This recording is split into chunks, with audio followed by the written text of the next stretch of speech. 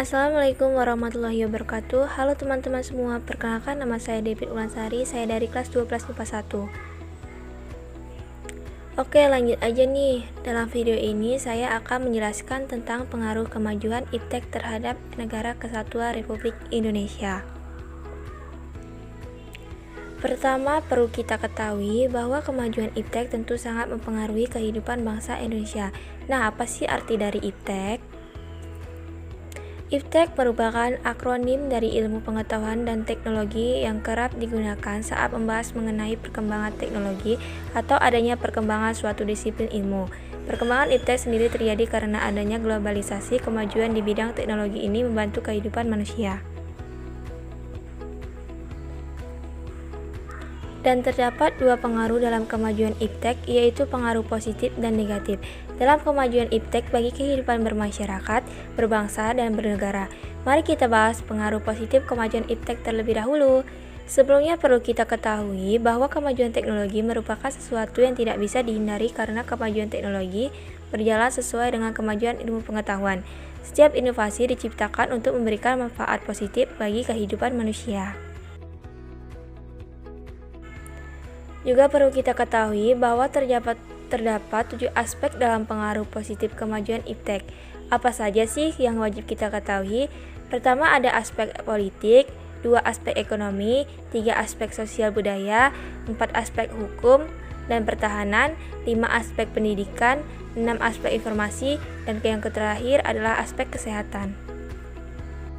Salah satu contoh dari setiap aspek yaitu 1. Aspek politik. Tidak dapat dipungkiri bahwa kemajuan iptek telah berhasil menanamkan nilai-nilai dalam kehidupan politik bangsa Indonesia yang selama ini dianggap tabu. Kemajuan iptek menjadikan nilai-nilai seperti keterbukaan, kebebasan, dan demokrasi berpengaruh kuat terhadap pikiran maupun kemauan bangsa Indonesia. 2. Aspek ekonomi. Makin meningkatnya investasi asing atau penanaman modal asing di negara kita, makin terbukanya pasar internasional bagi hasil produksi dalam negeri, mendorong para pengusaha untuk meningkatkan efisiensi dan menghilangkan biaya tinggi, meningkatkan kesempatan kerja dan devisa negara, meningkatkan kemakmuran masyarakat, menyediakan dana tambahan untuk pembangunan ekonomi. Lanjut yang ketiga, aspek sosial budaya. Kemajuan teknologi dan informasi yang ditandai dengan munculnya internet dan makin canggihnya alat-alat komunikasi secara langsung telah mempermudah kita untuk memperoleh informasi dari belahan bumi lainnya, sehingga kita secara tidak langsung telah melakukan proses transformasi ilmu yang sangat bermanfaat bagi kita. Aspek hukum, pertahanan, dan keamanan. Makin menguatnya supremasi hukum, demokratisasi, dan tuntunan terhadap dilaksanakannya hak asasi manusia, menguatnya regulasi hukum dan pembuatan peraturan perundang-undangan yang memihak dan bermanfaat untuk kepentingan rakyat banyak.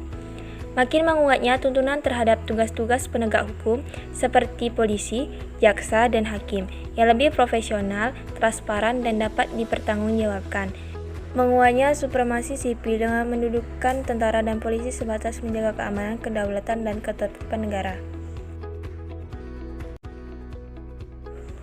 Dampak positif kemajuan iptek sudah dirasakan oleh masyarakat Indonesia saat ini. Dampak positif kemajuan iptek sebagai berikut. 1. Kemajuan di bidang komunikasi dan transportasi. 2. Meningkatnya perekonomian masyarakat dalam suatu negara. 3. Meluasnya pasar untuk produksi dalam negara. 4. Dapat memperoleh lebih banyak modal dan teknologi yang lebih baik. 5. Pemikiran masyarakat akan semakin maju dan berkembang. Lanjut ke pengaruh negatif kemajuan iptek bagi kehidupan masyarakat, berbangsa, dan bernegara. Bangsa Indonesia harus waspada terhadap pengaruh positif yang dibawa kemajuan iptek. Pengaruh negatif berarti tidak sesuai dengan kepribadian bangsa sehingga tidak perlu diterapkan dalam kehidupan sehari-hari, melainkan harus dihindari karena dapat merugikan bangsa Indonesia sendiri. Pengaruh negatif kemajuan iptek juga memiliki 7 aspek. Apa saja ya? Nah, sama seperti pengaruh positif kemajuan iptek, yaitu pertama terdapat aspek politik, aspek ekonomi, aspek sosial budaya, aspek hukum dan pertahanan, aspek pendidikan, aspek informasi dan komunikasi, dan yang paling terakhir adalah aspek kesehatan. Berikut salah satu contoh pengaruh negatif dalam setiap bidangnya. 1. Aspek politik. Nilai-nilai yang dibawa IPTEK seperti keterbukaan, kebebasan, dan demokratisasi tidak menutup kemungkinan akan disalahartikan oleh masyarakat Indonesia.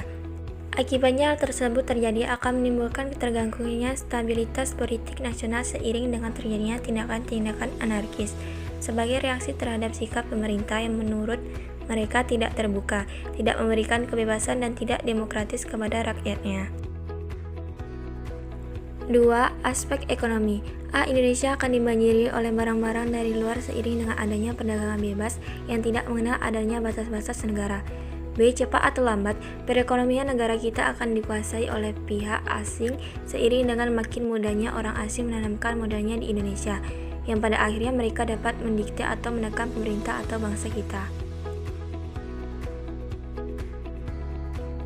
3. Aspek hukum, pertahanan, dan keamanan. Dampak negatif yang timbul dari kemajuan IPTEK dalam aspek ini antara lain akan menimbulkan tindakan anarkis dari masyarakat yang dapat mengganggu stabilitas nasional, ketahanan nasional, bahkan persatuan dan kesatuan bangsa. Baik, lanjut untuk yang berikutnya. Apakah ada upaya yang dapat dilakukan untuk mengantisipasi pengaruh negatif IPTEK terhadap bangsa Indonesia? Nah, ini jawabannya, yaitu pertama, bisa menumbuhkan semangat nasionalisme yang tangguh, misalnya semangat mencintai produk dalam negeri. B. Menanamkan dan mengamalkan nilai-nilai Pancasila dengan sebaik-baiknya. C. Menanamkan dan melaksanakan ajaran agama dengan sebaik-baiknya. D. Mewujudkan supremasi hukum, menerapkan dan menegakkan hukum dalam arti sebenarnya dan seadil-adilnya. E. Selektif terhadap pengaruh globalisasi di bidang politik, ideologi, ekonomi, dan sosial budaya bangsa.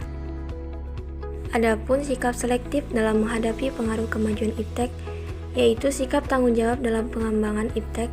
Kemajuan IPTEK harus digunakan sebaik-baiknya oleh bangsa Indonesia untuk meningkatkan kehidupan masyarakat agar lebih layak dan sejahtera. Adapun pedoman bangsa Indonesia dalam menggunakan IPTEK secara tanggung jawab adalah Pancasila sebagai landasan ideal dan Undang-Undang Dasar Negara Republik Indonesia tahun 1945 sebagai landasan konstitusional. Terdapat juga nilai-nilai luhur yang diperlukan untuk mendayagunakan kemajuan IPTEK agar dapat dipertanggungjawabkan sebagai berikut. 1. Penerapan IPTEK harus dapat dipertanggungjawabkan, baik secara moral, lingkungan, finansial, maupun dampak politis.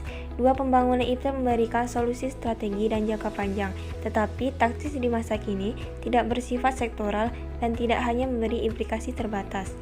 3. Berorientasi pada segala sesuatu yang baru dan memberikan apresiasi tinggi terhadap upaya untuk memproduksi inovasi baru dalam upaya inovatif untuk meningkatkan produktivitas. 4. Keseluruhan tahapan pembangunan IPTEK mulai dari fase inisiasi, perencanaan, pelaksanaan, pengawasan, evaluasi, dan implikasi pada bangsa harus baik, yang terbaik atau berusaha menuju yang terbaik.